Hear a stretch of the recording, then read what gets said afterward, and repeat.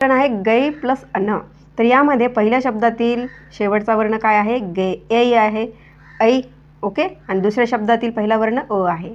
आता यातून आपण काय बाहेर काढलं? स्वर बाहेर काढला हा. तर इथे काय राहिलं? हलंत ग राहिलं. ओके, समजते ना? तर या ठिकाणी मग या ठिकाणी ऐच्या समोर कोणताही विजातीय स्वर आला तर त्याचं काय होणार आहे? आय होणार आहे. कोणाचं? या आईचं.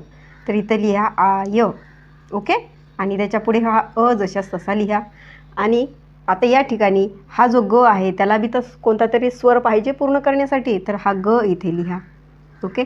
आता शॉर्ट फॉर्ममध्ये लिहिलं असतं पण तुम्हाला समजण्यासाठी मी स्टेप बाय स्टेप ते क्लिअर करत आहे.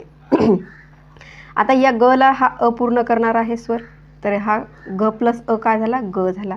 आता या य ला हा हलंत य ला हा अ हा स्वर पूर्ण करणार झाला. तर तिथे काय लिहिलं?